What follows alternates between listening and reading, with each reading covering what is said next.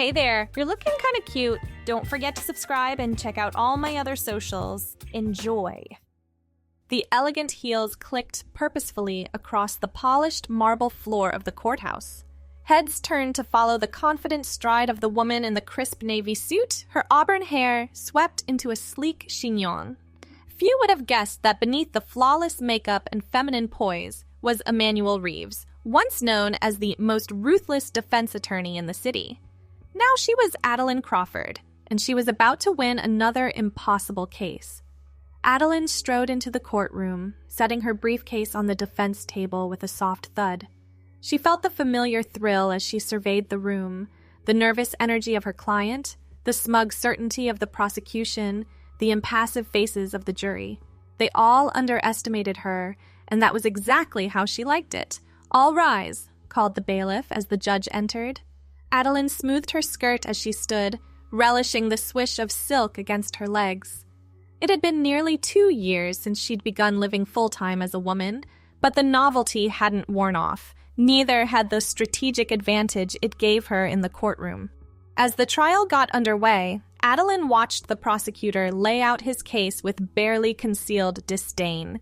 He was good, one of the best in the DA's office, but he'd made the fatal mistake of dismissing her as a lightweight, a diversity hire brought in to make the old boys club look progressive. Little did he know she'd spent years honing her skills as a manual, using her sharp wit and cutthroat tactics to become one of the most feared litigators in the state. Now, as Adeline, she'd added a whole new dimension to her courtroom strategy. "Your Honor, I'd like to call my first witness," Adeline said, rising gracefully to her feet. She kept her voice soft, lilting, nothing like Emmanuel's brusque baritone. "The prosecution would have you believe my client acted with malicious intent, but I intend to show that the true villain in this case is the victim himself." A murmur ran through the gallery. The prosecutor's head snapped up, his eyes narrowing as he studied Adeline with new wariness. She allowed herself a small, satisfied smile. The game was on. Over the next few hours, Adeline masterfully wove her case. She gently coaxed damning testimony from hostile witnesses, her soothing tones lulling them into a false sense of security. When she cross-examined the alleged victim, her voice took on a maternal concern that had him stammering and contradicting himself within minutes. "Now, Mr. Holloway," she said, perching on the edge of the witness stand, "you testified earlier that you'd never met my client before the night in question. But isn't it true that you actually had quite a heated history?" Holloway's eyes darted nervously around the courtroom. I don't know what you mean." Adeline's lips curved in a gentle smile that didn't reach her eyes. "Let me refresh your memory." She produced a stack of printed emails with a flourish. "These messages, which I'll enter into evidence, show months of threatening correspondence between you and my client. It seems you were quite upset about losing a promotion to her, weren't you?" The color drained from Holloway's face as Adeline deftly dismantled his story.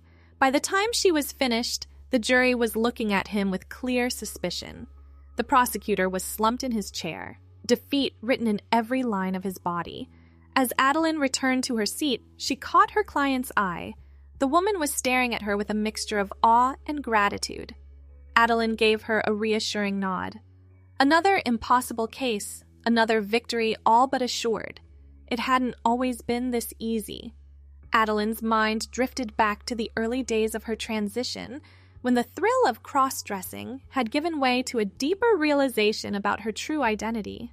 2 years earlier, Emmanuel Reeves stood before the full-length mirror in his bedroom, hardly recognizing the person staring back at him. Gone was the sharp-suited lawyer with the ever-present 5 o'clock shadow. In his place was a striking woman with smoky eyes and curves in all the right places. He ran his hands on the fabric of the black dress, marveling at how natural it felt. This had started as a secret thrill, a way to blow off steam after long days of verbal sparring in court. But lately, it had become so much more.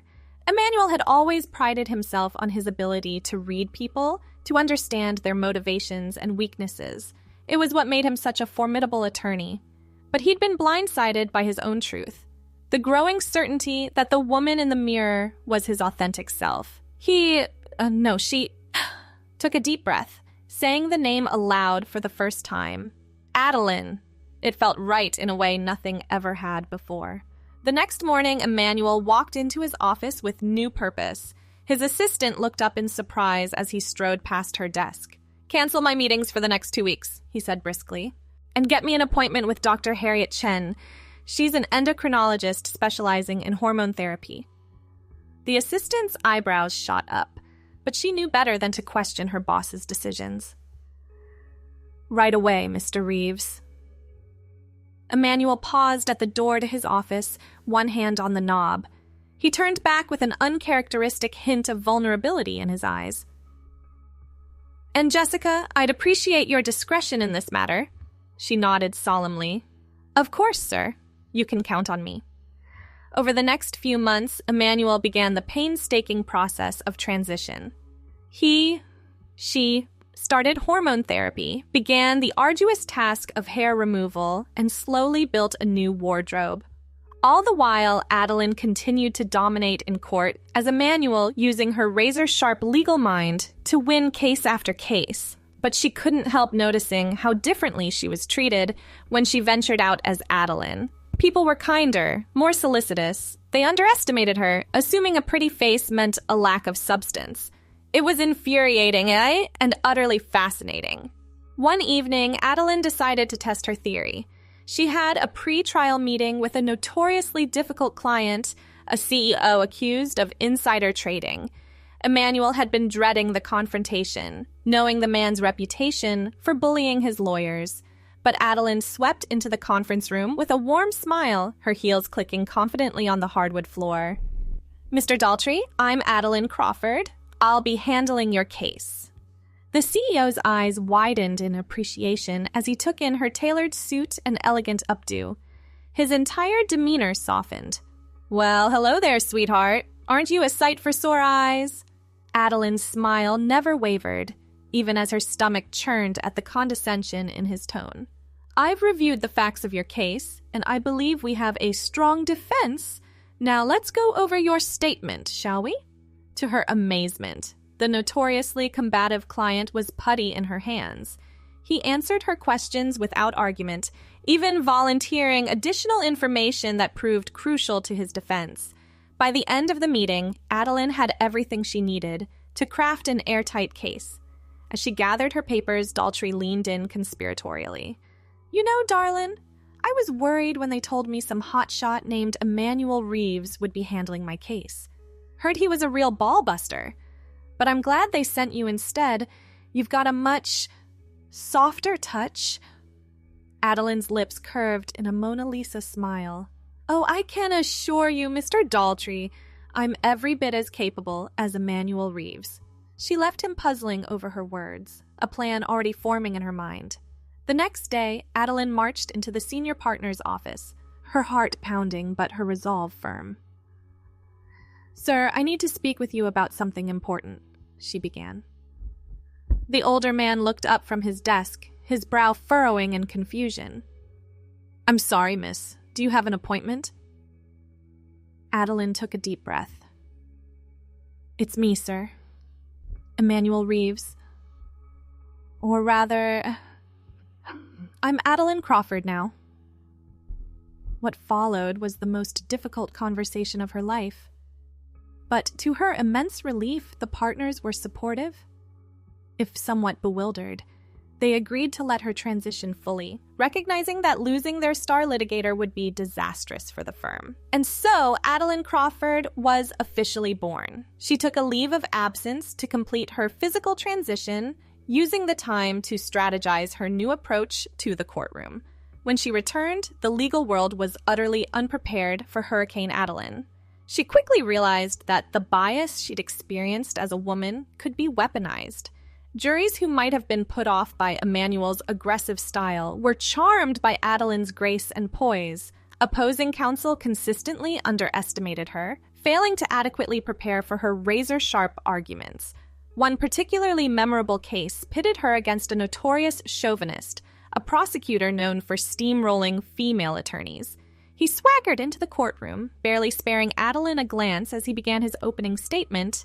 "Ladies and gentlemen of the jury," he boomed, "the case before you today is simple. The defendant, overcome by greed, conspired to defraud honest, hard-working people out of their life savings. The prosecution will prove beyond a shadow of a doubt that—" "Objection, Your Honor," Adeline interrupted smoothly, rising to her feet. "Counsel is attempting to poison the jury with inflammatory language before any evidence has been presented." The judge nodded. "Sustained. Mr. Brock, please stick to the facts." The prosecutor gaped at her, clearly thrown off his rhythm. Adeline offered him a serene smile, inwardly relishing his discomfort. As the trial progressed, she systematically dismantled the prosecution's case. Her cross-examinations were surgical in their precision, exposing inconsistencies and ulterior motives. When it was her turn to present the defense, she wove a compelling narrative that had the jury hanging on her every word. In her closing argument, Adeline's voice rang out clear and strong. "The prosecution would have you believe that my client is nothing more than a greedy criminal. But the evidence tells a different story. It tells the story of a man who made a mistake, yes, but who has taken full responsibility for his actions and made restitution to those he harmed. Ladies and gentlemen, the just outcome here is not to destroy a man's life over a momentary lapse in judgment, but to recognize his genuine remorse and allow him the opportunity to continue making amends." The jury returned a verdict of not guilty on all counts in record time. As Adeline packed up her briefcase, she felt a presence looming over her. She looked up to find the prosecutor staring at her with a mixture of anger and grudging respect. "I don't know how you did it, Crawford," he growled. "But don't think this means anything. You just got lucky with a soft jury." Adeline rose to her full height, made even more imposing by her 4-inch heels. She leaned in close, her voice low and dangerous. "No, Mr. Brock. I won because I'm damn good at what I do. And the next time you underestimate me, or any other female attorney, I'll make sure it's the last mistake you ever make in a courtroom." She swept past him, leaving the prosecutor sputtering in her wake. As the months passed, Adeline's reputation grew. She became known as a force to be reckoned with, a brilliant legal mind in an unexpectedly gorgeous package.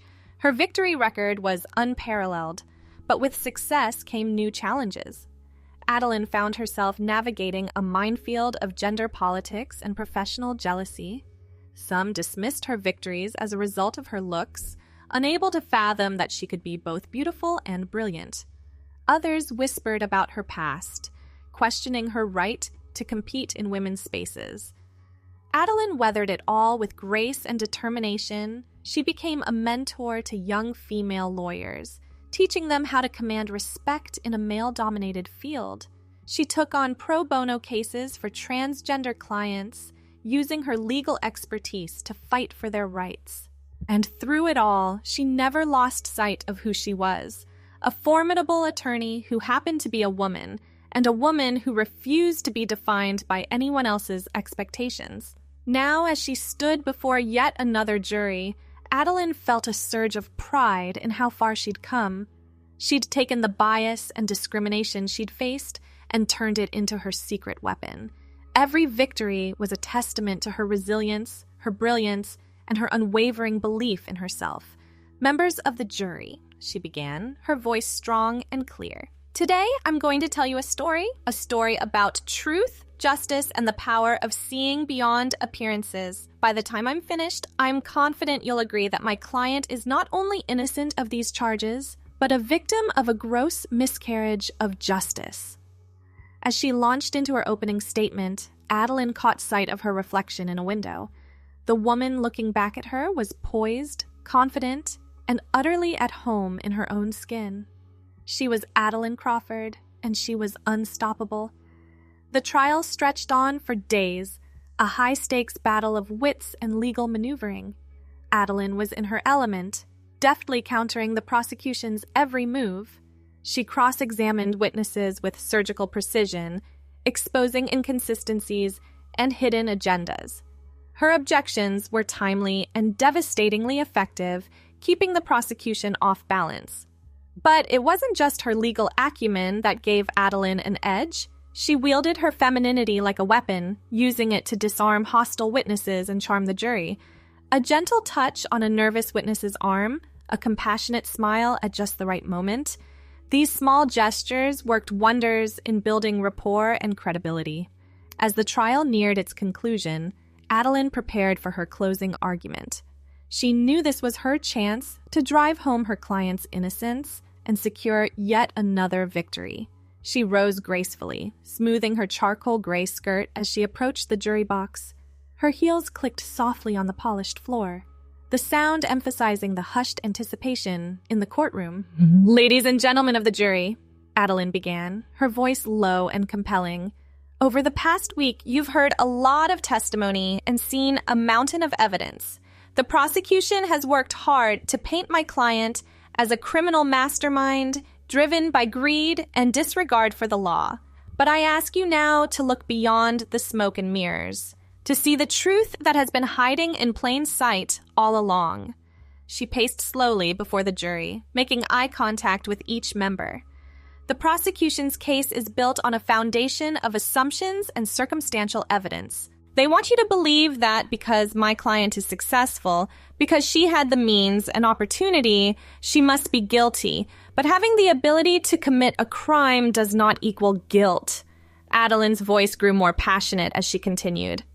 "What the evidence actually shows is a hard-working entrepreneur who built her company from the ground up. A woman who has consistently operated within the bounds of the law, even when it would have been easier and more profitable to cut corners. The alleged financial discrepancies? We've shown they were the result of a software glitch, not deliberate fraud. The supposed insider trading? Nothing more than smart business decisions based on publicly available information." She paused, letting her words sink in. "But perhaps most tellingly, we've demonstrated that the star witness for the prosecution, the person whose testimony is the linchpin of their entire case, had both motive and opportunity to frame my client. His own financial records, which we subpoenaed, show a pattern of increasingly desperate attempts to save his failing company. What better way to eliminate a successful competitor than to see her locked away for a crime she didn't commit?" Adeline's eyes flashed with righteous indignation. "Ladies and gentlemen, this case is about more than just my client. It's about our justice system and the principles it's built upon. Innocent until proven guilty, beyond a reasonable doubt. These aren't just empty phrases. They're the bedrock of fair and equal justice. The prosecution has failed to meet this burden. They've presented theories and conjecture, but no concrete proof of wrongdoing." She took a step closer to the jury box, her voice softening. "I'm asking you today to see through the smokescreen, to recognize that an ambitious, successful woman is not automatically a criminal, to acknowledge that sometimes the simplest explanation, that my client is innocent, is the correct one. You have the power to prevent a grave injustice. I'm confident that when you review the evidence, you'll come to the only logical conclusion. My client is not guilty of these charges." Adeline returned to her seat, feeling the weight of the jury's eyes upon her. She'd given it everything she had. Now it was in their hands. The jury's deliberation was surprisingly short. When they filed back into the courtroom, Adeline felt a flutter of nerves despite her outward composure. She'd learned long ago never to take anything for granted in a courtroom. As the foreman read out "not guilty" on all counts, Adeline allowed herself a small, satisfied smile. Her client burst into tears of relief, grasping Adeline's hand and whispering fervent thanks. The courtroom erupted into a flurry of activity, reporters rushing out to file their stories, the prosecution team huddled in dejected conversation, well-wishers crowding around to congratulate Adeline and her client. Through it all, Adeline maintained her poise. She fielded questions from the press with grace, deflecting attention from herself and focusing on the justice of the verdict. It wasn't until she was alone in her office, heels kicked off and jacket draped over her chair, that she allowed herself a moment of pure, unadulterated triumph. A soft knock at the door interrupted her reverie. "Come in, Basama," she called, quickly composing herself. Jessica, her longtime assistant, poked her head in. "Congratulations on another win, Adeline. The partners are beyond thrilled." Adeline smiled warmly. "Thank you, Jessica. I couldn't do it without your support." Jessica hesitated, then stepped fully into the office. "There's something else. A young lawyer from the public defender's office is here to see you. Says it's important." Intrigued, Adeline nodded. "Send her in." Moments later, a nervous-looking woman in a slightly ill-fitting suit entered the office. "Ms. Crawford? I'm Emily Vasquez. I'm sorry to bother you, especially after such a big win, but I really need your help." Adeline gestured for Emily to sit. "What seems to be the problem, Ms. Vasquez?" The young lawyer took a deep breath. "It's my client. He's transgender, pre-transition. He's been charged with assault, but it was self-defense. He was attacked outside a bar, called horrible slurs. When he fought back, they arrested him instead of his attackers. The DA is pushing for maximum sentencing, making an example of him. I'm in over my head, and I was hoping maybe you could consult on the case." Adeline felt a surge of emotion. Anger at the injustice, empathy for the young man's plight, and a fierce determination to help. "Ms. Vasquez, I'll do more than consult. I'd like to take on this case pro bono with you as co-counsel. What do you say?" Emily's eyes widened in disbelief. "Really? But you must be so busy with high-profile cases." Adeline shook her head, a steely glint in her eye. "There's always time to fight injustice, Ms. Vasquez. Now tell me everything about this case. We have work to do." Thanks for watching. Don't forget to check out my other socials if you want more content, early access, behind the scenes, and more. All links down below.